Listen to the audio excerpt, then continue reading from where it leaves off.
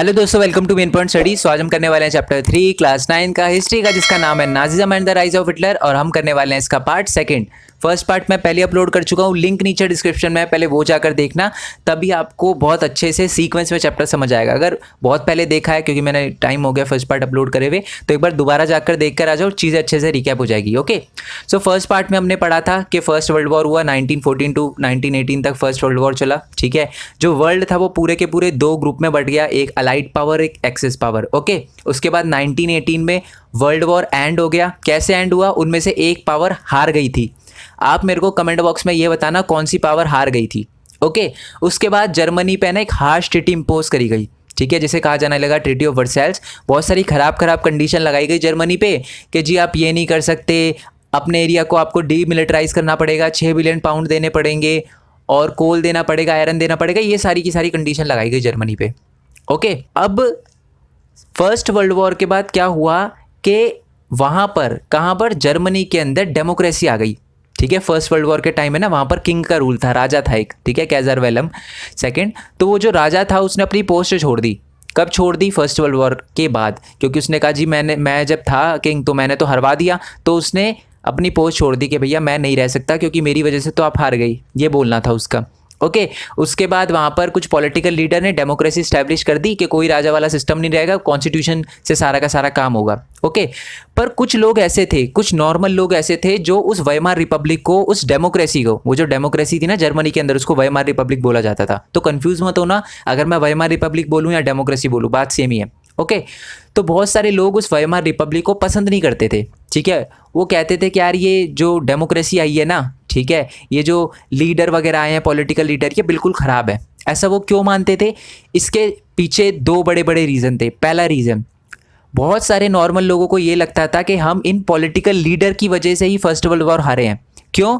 क्योंकि first world war में ये है ना बार बार राजा को गाइड करते थे कि जी ऐसे करो, ऐसे करो, ऐसे मत करो, ऐसे मत करो। तो इसी की वजह से राजा ने कोई गलत स्टेप ले लिया और हम हार गए।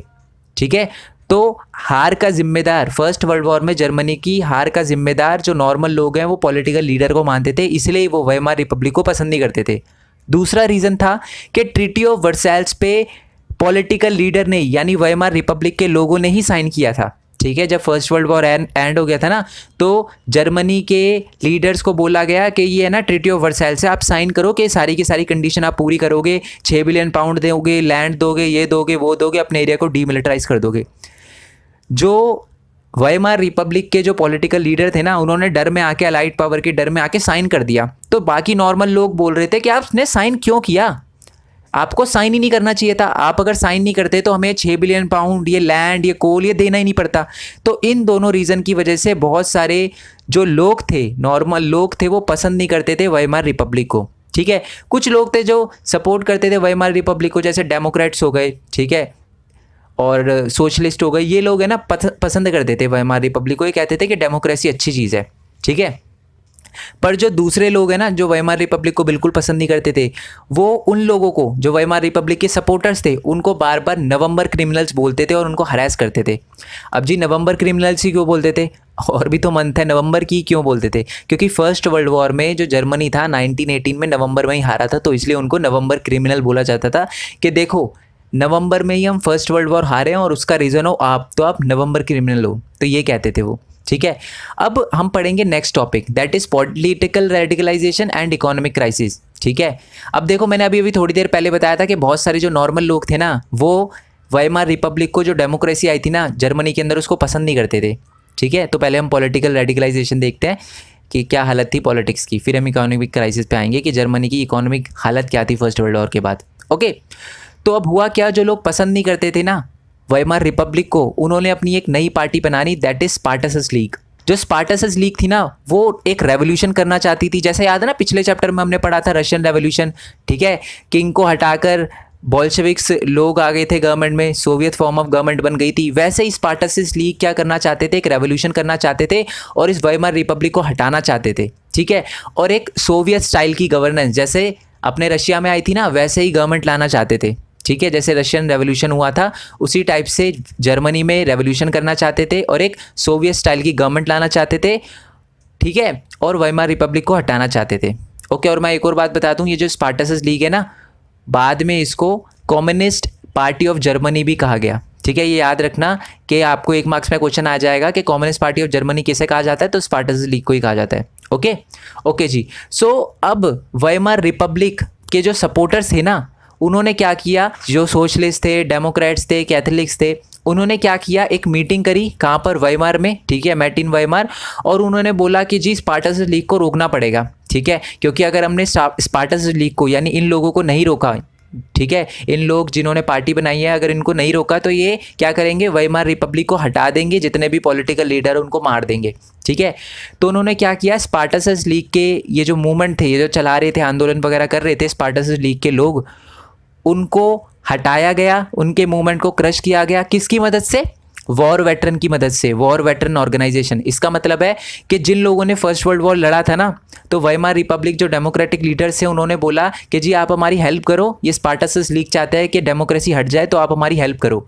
ठीक है, तो वॉर वेटरन ऑर्गेनाइजेशन, जिसमें सारे के सारे वॉर वेटरन्स थे जिन्होंने फर्स्ट वर्ल्ड वॉर में लड़ाई लड़ी थी, ठीक है, उन्होंने क्या कहा, ठीक है जी हम करते हैं। और उन्होंने जहाँ जहाँ स्पार्टकस लीग आंदोलन कर रहे थे ना, मूवमेंट वगैरह चला रहे थे, रेवोल्यूशन वगैरह कर रहे थे, उन सबको रोका। ठीक है, और बहुत ही कम कर दिया उनका रेवोल्यूशन। पहले बहुत ज़्यादा जगह पर है ना जर्मनी के अंदर वो रेवोल्यूशन कर रहे थे, बट अब वो बहुत छोटी छोटी जगह पर ही रेवोल्यूशन कर पाए, क्योंकि वॉर वेटरन्स ऑर्गेनाइजेशन, जिसको फ्री कॉप्स भी कहा जाता है, उन्होंने उनको रेवोल्यूशन करने ही नहीं दिया।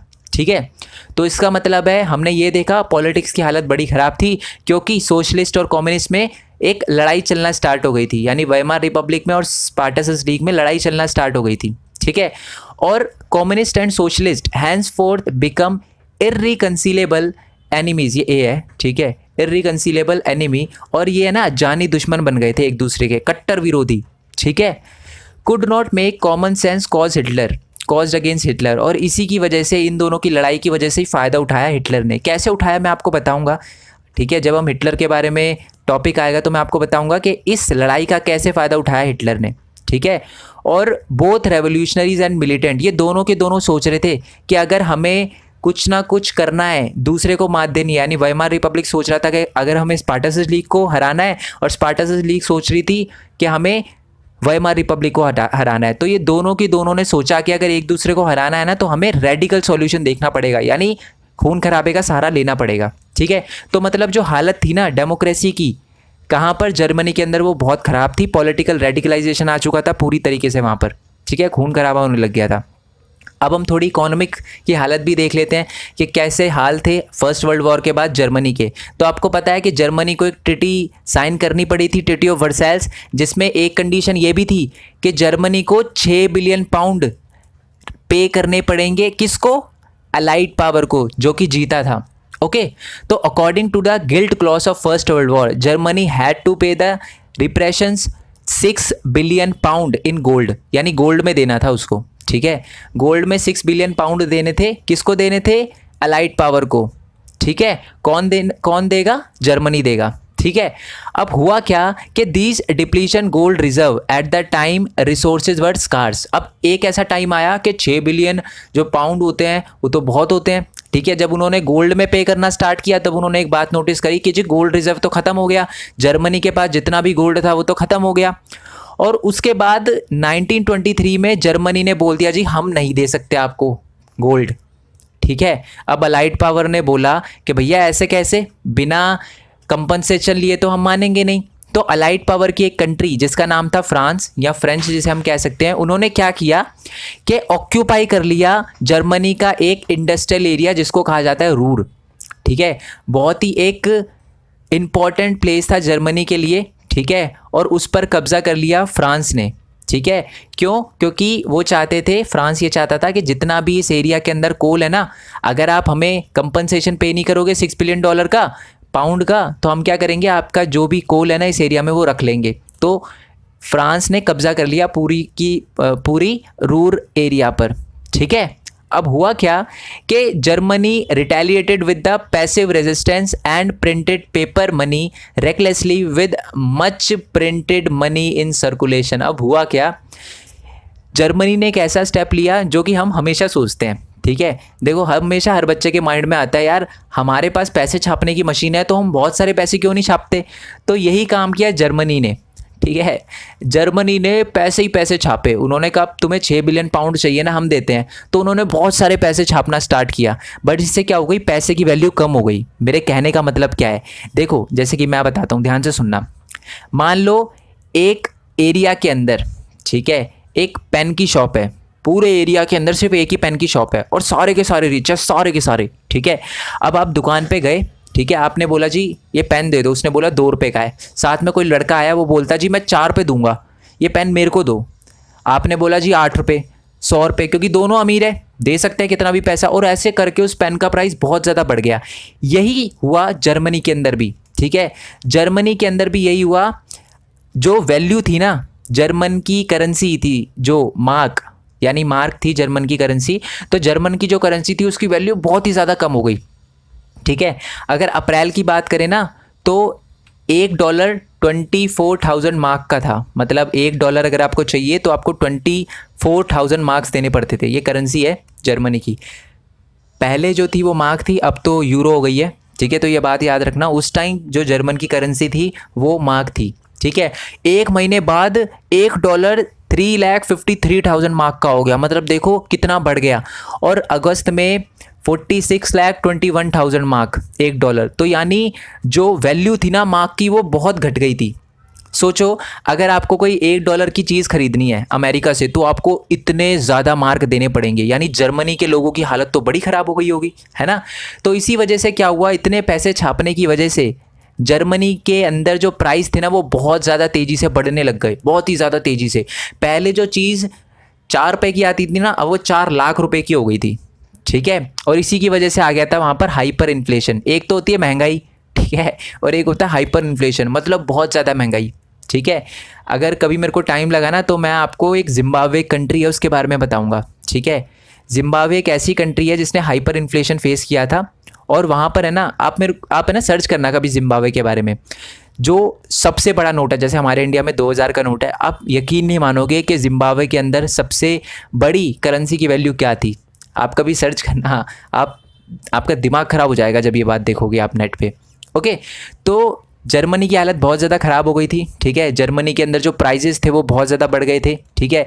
एक पिक्चर थी जो बहुत ज़्यादा मशहूर हो रही थी कि बहुत सारे लोग क्या कर रहे हैं कि वो जो कार्ट लोड्स होते हैं ना, आपने देखा वो बैल वगैरह जो चरा, मतलब बैल वगैरह को एक जगह से दूसरी जगह ले जाते हैं, बुलो कार्ट जिसे कहते हैं ना। तो वहाँ पर क्या था कि बहुत सारे बंदे क्या कर रहे थे, करेंसी से भरा हुआ बैग, ठीक है, लेकर जा रहे थे। किस लिए?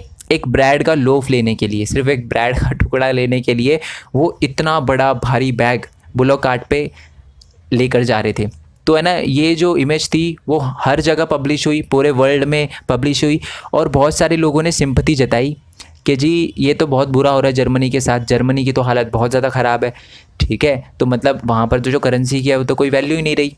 अब है ना, इवेंचुअली द अमेरिका इंटरवीन, और इसी को देखकर अमेरिका ने इंटरवीन किया। अमेरिका जो था ना फर्स्ट वर्ल्ड वॉर में जीता था, मैं आपको बता दूं, बट फिर भी उसने कहा कि यार जर्मनी हारा है तो क्या हो गया, आप उसके साथ इतना बुरा थोड़ा ना करोगे, बहुत ही बुरी हालत है जर्मनी की। तो अमेरिका ने क्या किया कि जर्मनी की क्राइसिस को ख़त्म करने के लिए एक डॉस प्लान निकाला, ठीक है। अमेरिका के एक पर्सन थे, ठीक है, जिनको चार्ल्स डॉस कहा जाता है, उन्हीं के नाम पे इस प्लान का नाम पड़ा डॉस प्लान, ठीक है। अब इस प्लान में ये कहा गया था कि जो भी कंडीशन लगाई गई है ना जर्मनी पे कि उसको 6 बिलियन पाउंड देने हैं, ठीक है, अब उसको थोड़ा कम किया जाए और उसकी हालत को थोड़ा सुधारा जाए, ठीक है। मतलब जो कंडीशन लगाई गई थी ना जर्मनी पे ट्रीटी ऑफ वर्साइल्स के अकॉर्डिंग, उसको थोड़ा सा कम किया जाए ताकि थोड़ी सी हालत जर्मनी की सुधर पाए, ठीक है। लोन आप ले लेना बाद में, कोई दिक्कत नहीं है, बट थोड़ा उसको छूट तो दो। उसके एरिया पे भी आपने कब्जा कर लिया, ठीक है, रूर पे भी कब्जा कर लिया। अब वो खुद पैसे कैसे जनरेट करेगा जर्मनी, क्योंकि वो एक इंडस्ट्रियल एरिया था। जर्मनी को लग रहा था वहाँ पर थोड़ा डेवलपमेंट करके पैसा आएगा, फिर वो चुकाएंगे अलाइज पावर को। बट अमेरिका ने कहा कि आपने तो वही एरिया छीन लिया इसका, है ना, तो आप ऐसा मत करो जर्मनी के साथ, जर्मनी से अभी पैसे मत मांगो। उसने फाइनेंशियल बर्डन थोड़ा कम किया, ठीक है। अमेरिका ने खुद भी छोटे छोटे लोन देकर हेल्प करी जर्मनी की, ओके, और एक पूरा का पूरा प्लान बनाया जिससे क्या है कि जर्मनी की हालत सुधारी जा सके, ठीक है। और ये बात है 1924 की, ओके, वर्ल्ड वॉर के 6 साल बाद की बात है ये, ओके। अमेरिका ने जी हेल्प करी, बट ये हेल्प है ना ज़्यादा टाइम तक चली नहीं। क्यों नहीं चली, अब देखो। The year of depression. अब हुआ क्या, द ईयर बिटवीन 1924 टू 1928, जैसे ही 1924 के अंदर डॉस प्लान लेकर आई थी अमेरिका, ठीक है, वॉज सम स्टेबिलिटी। उसके बाद है ना जर्मनी की हालत थोड़ी थोड़ी सुधरने लगी। German investment and the industrial recovery were totally depend on the short term loans largely from the USA. यानी अमेरिका ने बहुत हेल्प करी थी जर्मनी की, उनको शॉर्ट टर्म लोन दिए थे ताकि वो अपनी हालत सुधार सके। पर the support was withdrawn when the Wall Street exchange crashed in 1929। पर 1929 के अंदर एक ऐसी चीज़ हुई जिसकी वजह से अमेरिका को खुद पैसे की ज़रूरत पड़ने लगी, इसलिए उसने जितने भी लोन दिए थे ना जर्मनी से, वो सारे के सारे वापस मांगे कि जो भी पैसे अभी तक हमने आपको दिया है ना लोन, वो अभी के अभी वापस करो। ठीक है, ऐसा किया हुआ था अमेरिका के साथ। अमेरिका की वॉल स्ट्रीट एक्सचेंज क्रैश हो गई थी, यानी जो शेयर मार्केट होती है ना अमेरिका की, वो क्रैश हो गई थी। ठीक है, fearing a fall in the prices people made frantic effort to sell their shares. बहुत सारे लोगों को लग रहा था कि इनके शेयर है ना उनका प्राइजेज बहुत ज़्यादा गिर जाएगा, इसीलिए लोगों ने अपने शेयर बहुत सस्ते दामों पर बेचने स्टार्ट कर दिए। ओनली वन सिंगल डे 24 अक्टूबर, यानी 24 अक्टूबर 1929 की बात करूँ ना, तो क्या हुआ था, 13 मिलियन से ज़्यादा शेयर बेचे गए। ठीक है, देखो शेयर मार्केट के बारे में बस आप इतना जान लो अभी। ये आपको थोड़ा सा अजीब लग रहा होगा कि सर शेयर बेचने से ये नुकसान कैसे हो गया। बस आप शेयर मार्केट के बारे में इतना याद रखो, जब शेयर मार्केट के अंदर जो शेयर्स है वो बहुत बड़ी तादाद में बेचे जाएं बहुत कम प्राइजेस पे, तो इकोनॉमी पे बहुत ही ज़्यादा बुरा असर पड़ता है, बहुत ही ज़्यादा। ठीक है, प्राइजेस बहुत ज़्यादा बढ़ जाते हैं। ठीक है, और लोगों की जॉब वगैरह छिन जाती है। जो भी लोग थे जिन्होंने शेयर मार्केट में इन्वेस्ट करा था वो गरीब हो जाते हैं, ये सारी की सारी हालत होती है। ठीक है, तो यही हुआ अमेरिका के साथ।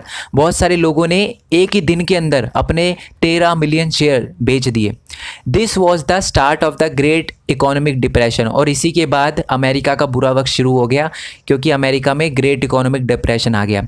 Over the next 3 year between 1929 to 1932, इस बीच में अमेरिका की हालत बहुत ख़राब हो गई। क्या क्या हुआ अमेरिका के साथ, national income of the America या यूएसए जिसे आप कह सकते हो, फेल बाय हाफ। जितनी नेशनल इनकम थी ना अमेरिका की, वो हाफ हो गई थी। यानी मान लो अमेरिका के अंदर 100 लोग रहते थे और वो 100 लोग $1,00,000 कमाते थे, बट अब क्या थे, वो 100 लोग सिर्फ $50,000 कमा पा रहे थे। मतलब जो नेशनल इनकम थी वो हाफ हो गई थी एकदम। ठीक है, साथ ही में बहुत सारी फैक्ट्री पे ताला लगने लगा, क्योंकि जो फैक्ट्री के ओनर्स थे उनके पास अपने लोगों को सैलरी देने के लिए पैसे ही नहीं थे। एक्सपोर्ट फेल, इसका मतलब है दूसरी कंट्री में कोई चीज़ भेजी ही नहीं जा रही थी, क्योंकि सारी फैक्ट्री बंद हो गई थी तो कुछ बन ही नहीं रहा था, तो भेजे क्या। साथ ही में फार्मर वर बैडली हिट, यानी फार्मर को भी बहुत ज़्यादा नुकसान हुआ, क्योंकि उनकी फसल कोई खरीद ही नहीं रहा था। उनकी फसल जो थी पहले जो बहुत ज़्यादा प्राइजेस पे बिकती थी, अब वो बहुत ही कम प्राइजेस पे बिकी, तो फार्मर का भी बहुत ज़्यादा नुकसान हुआ। साथ ही में जो स्पेकुलेटर्स थे, स्पेकुलेटर्स क्या होते हैं, जो मार्केट में अपना पैसा लगाते हैं, उन्होंने भी विड्रॉ कर लिया अपना मनी मार्केट से। मतलब उनको लगा यार मार्केट में अपना पैसा रखने से कोई फ़ायदा नहीं है, पैसे की वैल्यू घटेगी, तो उन्होंने अपने जो भी पैसे थे ना वो निकालना स्टार्ट कर दिया मार्केट से। ठीक है, तो ये सारा का सारा हुआ हमारी अमेरिका के साथ, यानी यूएसए के साथ इतना बुरा हुआ। पर the effect of the recession in the US economy were felt world wide. और जो इफ़ेक्ट पड़ा था ना यूएस की इकोनॉमी पे, वो पूरी दुनिया में देखा जाने लगा, क्योंकि कहीं ना कहीं यूएस की जो इकोनॉमी है उसका इफ़ेक्ट दूसरी कंट्री पे भी पड़ता है। ठीक है, और ये ही देखने को मिला दूसरी कंट्री में, यानी बहुत सारी कंट्रियाँ जो थी वो इस ग्रेट डिप्रेशन से अफेक्ट हुई।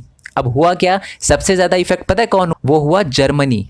ठीक है, जर्मनी को बहुत ज़्यादा प्रॉब्लम हुई जब अमेरिका की जो वॉल स्ट्रीट एक्सचेंज था वो जब क्रैश हो गया था। यानी जब हमारी यूएसए की जो इकोनॉमी थी ना वो क्रैश हो गई थी ना, उससे जर्मनी को बहुत बड़ा नुकसान हुआ। क्यों, सबसे पहली बात तो अब मैंने आपको बता ही दिया कि उसने शॉर्ट टर्म लोन्स ले रखे थे जर्मनी ने यूएसए से, तो यूएसए ने जल्दी जल्दी लोन मांग लिए तो उसको देना पड़ा और उसकी हालत ख़राब हो गई। और भी क्या चीज़ें हुई मैं आपको बताता हूँ कि the German economy was the worst hit by the economic crisis 1932, मतलब 1932 आते आते सबसे बुरा हाल जो हुआ था ना इस ग्रेट डिप्रेशन का, वो जर्मनी पे हुआ। क्या क्या हुआ 1932 में, पता है क्या हुआ जर्मनी के साथ? Industrial production was reduce to 40% of the 1929 level.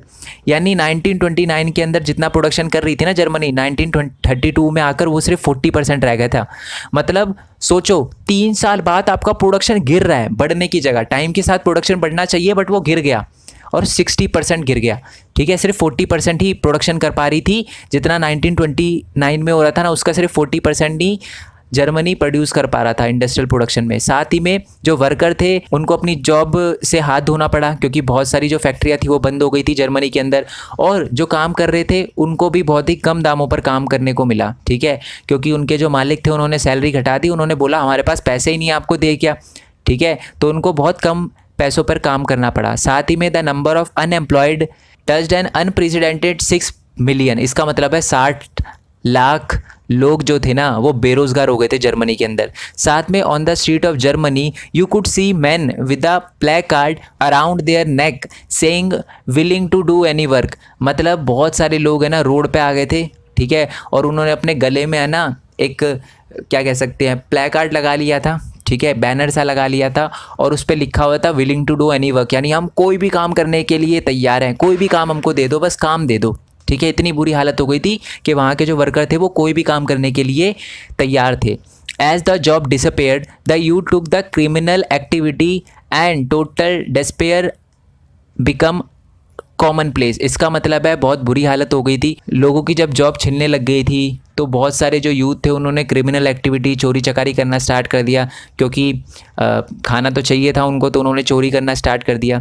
ठीक है, जो मिडिल क्लास लोग थे ना, या जो मैं कहूँ सैलरी एम्प्लॉय थे जिनको सैलरी वगैरह आती थी या पेंशन वगैरह आती थी, उन लोगों ने ये देखा कि उनकी सेविंग जो है ना वो कम होती जा रही है। इसका मतलब ध्यान से देखो, याद है ना आपको मैंने बताया था कि जर्मनी के अंदर क्या हुआ था कि $1 23,000 या 24,000 मार्क का हो गया था। तो अब लोगों ने जो 10 साल पहले 1 लाख रुपए अपने बैंक में जमा कराए थे, अब उस 10 लाख रुपए की वैल्यू कुछ भी नहीं रह गई थी क्योंकि महंगाई इतनी बढ़ गई थी। तो इसीलिए ही जो सैलरी वर्कर थे या सैलरी एम्प्लॉयज़ थे या जो पेंशनियर थे जिनको पेंशन वगैरह आती थी, उन्होंने देखा यार हमने इतने साल से जो पैसे जमा करके रखे हुए हैं बैंक में उसकी तो वैल्यू अब ज़ीरो हो गई, वो तो किसी काम के नहीं रहे। ठीक है, और साथ ही में जो स्मॉल बिजनेसमैन थे और सेल्फ एम्प्लॉयड लोग थे, रिटेलर थे, उनको भी बहुत ज़्यादा नुकसान हुआ। कैसे नुकसान हुआ? उनका बिजनेस एकदम चौपट हो गया। ठीक है, और इसी की वजह से these section were filled with the fear of proletarianization. अब प्रोलेटेरियनाइजेशन का मतलब क्या होता है? An anxiety of being reduce to the rank of working class और वर्स स्टिल अनएम्प्लॉयड। इसका मतलब उनको लग रहा था जी हम तो, हमारा जो रैंक है, हमने इतनी मुश्किल से वर्किंग क्लास का जो रैंक हासिल किया था, अब हम बहुत ही ज़्यादा गरीब हो जाएंगे। मतलब अभी तो उनके पास जॉब थी, ठीक है, सैलरी जो लोग पे काम कर रहे थे उनके पास जॉब तो थी, जो वर्किंग क्लास लोग थे, जो मिडिल क्लास लोग थे, ठीक है, उनके पास जॉब तो थी, बट उनको डर लग रहा था कि हमारी जो जॉब है छिन जाएगी, जो वर्किंग क्लास से है ना हम बिल्कुल पुअर क्लास पे आ जाएंगे और हमारे साथ शायद ऐसा भी हो सकता है कि हम भी अनएम्प्लॉयड हो जाए। तो ये डर उनमें आ गया था। ठीक है, इसी को कहते हैं हम प्रोलेटेरियनाइजेशन।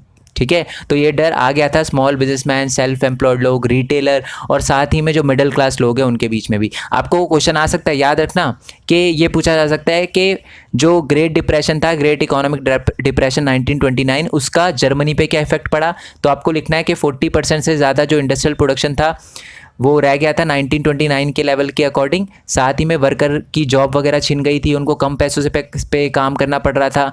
6 बिलियन से ज़्यादा लोग जो थे वो अनएम्प्लॉयड हो गए थे। बहुत सारे लोग अपने गर्दन पे willing to do any work ये प्लेकार्ड लगाकर घूम रहे थे।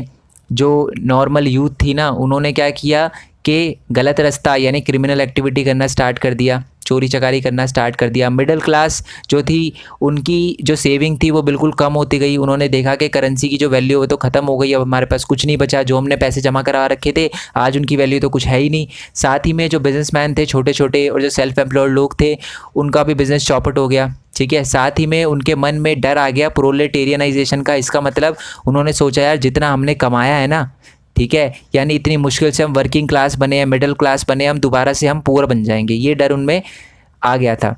ठीक है, साथ ही में कि जो बिग बिजनेसमैन थे ना, उनको भी क्राइसिस का सामना करना पड़ा, जो बड़े बड़े बिजनेसमैन थे उनको भी क्राइसिस का सामना करना पड़ा। The large mass of peasantry was affected by the sharp fall in agricultural prices and women were unable to fill their children stomach were filled with a sense of deep despair. इसका मतलब है कि बहुत बड़े level पे जो agriculture था ना उसके भी प्राइजेस घट गए, यानी जो किसान थे ना वो जो चीज़ पहले 10 रुपये में बेचते थे अब उनको 1 रुपये में बेचनी पड़ रही थी, ठीक है। तो इनका बहुत ज़्यादा नुकसान हुआ। साथ ही में जो फीमेल थी ना वो भी अपने बच्चों का पेट नहीं भर पा रही थी, जिसकी वजह से एक बहुत ही चिंता का और एक भी बहुत ही गलत फीलिंग आ रही थी उनके दिमाग में कि मैं अपने बच्चों को फीड नहीं कर पा रही। सो ये बहुत ही ज़्यादा बुरी हालत हो गई थी जर्मनी की, मतलब लोग भूखे मर रहे थे वहाँ पर, ठीक है। और अब थोड़ी सी पॉलिटिक्स की हालत देख लेते हैं कि क्या पॉलिटिकल जो लीडर थे ये जो प्रॉब्लम थी उनको सॉल्व करने का कुछ ट्राई किया। तो politically too the Weimar Republic was fragile, यानी जो हमारा पॉलिटिकल सिस्टम था ना जर्मनी के अंदर वो भी फ्रजाइल हो गया था, मतलब बहुत ही नाजुक हो गया था उस समय, ठीक है।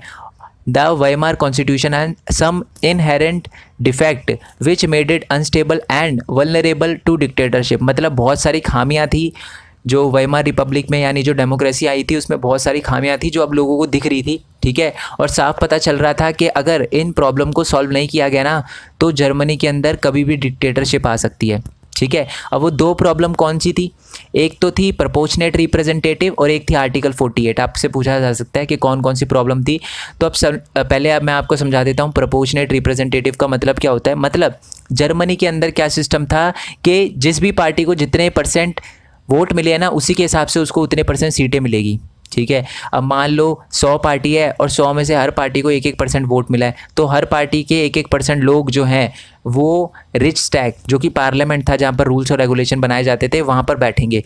तो इसका मतलब कि this made achieving a majority by any one party a near impossible leading to a rule of coalition. मतलब इसकी वजह से क्या हुआ, कोई भी पार्टी कभी जीत ही नहीं पाती थी, क्योंकि देखो ऐसा तो हो ही नहीं सकता कि 100% लोग एक ही पार्टी को वोट दें, ठीक है, ऐसा तो हो ही नहीं सकता था। जिसकी वजह से क्या हुआ कि गवर्नमेंट को कोलिजन बनाना पड़ा, यानी बहुत सारे अलग अलग पार्टी के लीडर को मिलकर गवर्नमेंट चलानी पड़ी, और जिसकी वजह से कोई बड़ा डिसीजन लिया ही नहीं जा रहा था, ठीक है। कोई भी बड़ा डिसीजन जो इंपॉर्टेंट डिसीजन था वो लिया ही नहीं जा रहा था। जो इतना बड़ा इकोनॉमिक क्राइसिस आया था जर्मनी के ऊपर उसको सॉल्व ही नहीं किया जा सकता था। क्यों? क्योंकि सारे लोग अपनी अलग अलग राय दे रहे थे और कोई एक बोलता तो दूसरा उसकी बात काट देता था, ठीक है। तो यानी पॉलिटिकल सिस्टम भी इस इकोनॉमिक प्रॉब्लम को सॉल्व नहीं कर पा रहा था। और दूसरी जो प्रॉब्लम थी जर्मनी के अंदर दैट इज़ आर्टिकल 48। अब आर्टिकल 48 क्या है कि which gave the president the power to impose emergency, suspend civil rights and rule by decree. अब डिक्री का मतलब क्या होता है, DECREE कर लेना इसको। अब ये डिक्री का मतलब क्या होता है कि आर्टिकल 48 में है ना ये लिखा हुआ था कि प्रेसिडेंट को बहुत ज़्यादा पावर है, ठीक है, और प्रेसिडेंट कभी भी चाहे तो एमरजेंसी लगा सकता है, ठीक है। एमरजेंसी का मतलब समझते हो ना कि कोई भी सिविल राइट्स वगैरह को तोड़ा जा सकता है, लोगों का कोई राइट नहीं है, तो ये किया गया, ठीक है। और इस आर्टिकल 48 की वजह से बहुत ख़राब चीज़ें भी हुई, ठीक है। और rule by decree, rule by decree का मतलब होता है, देखो जैसे कि अगर आपको कोई नया कानून बनाना होता है ना तो उसे पार्लियामेंट में पास करवाना होता है, ठीक है। और अगर आप पार्लियामेंट में पास नहीं कराते तो नया कानून नहीं बना सकते। पर आर्टिकल 48 के तहत ये बोला गया था कि अगर प्रेसिडेंट ने कभी इमरजेंसी लगा दी, ठीक है, तो क्या होगा कि कोई भी रूल बनाने के लिए, कोई भी कानून बनाने के लिए आपको लोगों की परमिशन लेने की ज़रूरत नहीं है, सीधा वो कानून लाया जा सकता है बिना लोगों के, बिना जो पॉलिटिकल लीडर है जो पार्लियामेंट बैठे हैं उनके कंसेंट के, यानी आप कुछ भी कानून ला सकते हो, ठीक है। तो ये एक बहुत बड़ी प्रॉब्लम थी। एक तरफ तो ये आ गया था जिसमें लड़ाइयाँ चल रही थी कोलिजन गवर्नमेंट की तरफ से कि एक लीडर बोलता दूसरा उसकी बात काटता, और एक तरफ ये आर्टिकल 48 था जिसमें प्रेसिडेंट कुछ भी कर सकता था। तो ये बहुत बड़ी प्रॉब्लम चल रही थी इसके बीच में, ठीक है। किसके बीच में? हमारी पॉलिटिकल लीडर के बीच में। हमारी डेमोक्रेटिक जो गवर्नमेंट थी, वाइमार रिपब्लिक थी जर्मनी के अंदर, उसके अंदर ही बहुत प्रॉब्लम चल रही थी, ठीक है।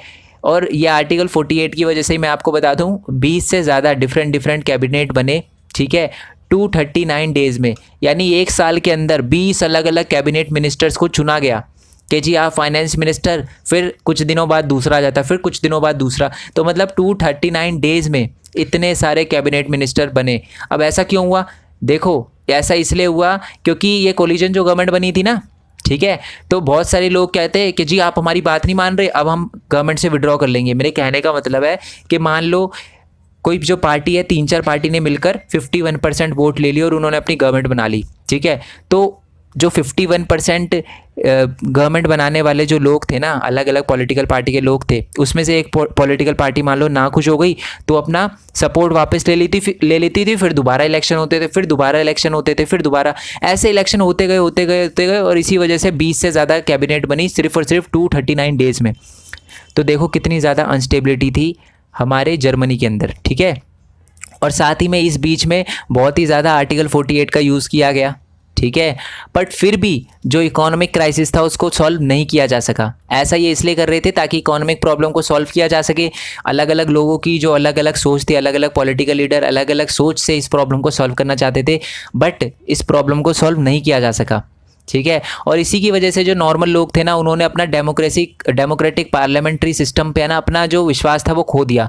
उन्होंने कहा यार हमने सोचा था कि ये थोड़ा अच्छा काम करेंगे। जो लोग पहले सपोर्ट कर रहे थे ना वेमार रिपब्लिक को, अब वो भी थोड़ा हो गए कि यार हम पता नहीं कैसी गवर्नमेंट को सपोर्ट कर रहे हैं, वो कोई प्रॉब्लम सॉल्व ही नहीं कर पा रहे, ठीक है।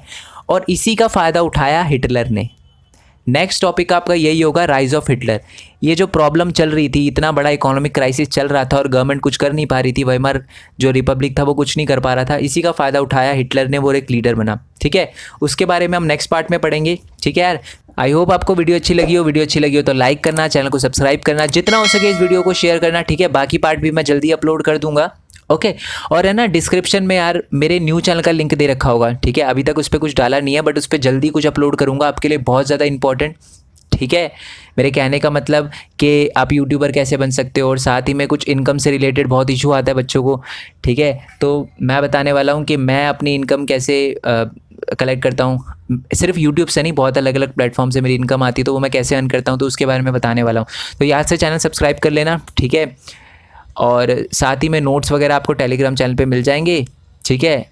नहीं तो डिस्क्रिप्शन के अंदर एक जीपी लिंक दे रखा होगा, जीपी लिंक से नोट्स कैसे डाउनलोड करना है उसकी भी वीडियो दे रखी होगी, तो वीडियो देखकर ट्राई करना। नहीं तो टेलीग्राम चैनल पे आप जा सकते हो, नोट्स वगैरह डाउनलोड कर सकते हो। टेलीग्राम बेसिकली एक ऐप है, ठीक है। उसे डाउनलोड करके मेन पॉइंट स्टडी के टेलीग्राम चैनल पे जाना, मेन पॉइंट स्टडी 9 सर्च करना, आप टेलीग्राम चैनल पे आ जाओगे, वहाँ पर आप अपने नोट्स डाउनलोड कर लेना, ठीक है। इंस्टाग्राम फेसबुक पे आप अगर फॉलो करना चाहो तो कर सकते हो। सो नेक्स्ट वीडियो के लिए स्टे ट्यून, तब तक के लिए थैंक यू सो मच। जय हिंद, जय भारत, वंदे मातरम। Thanks for your support.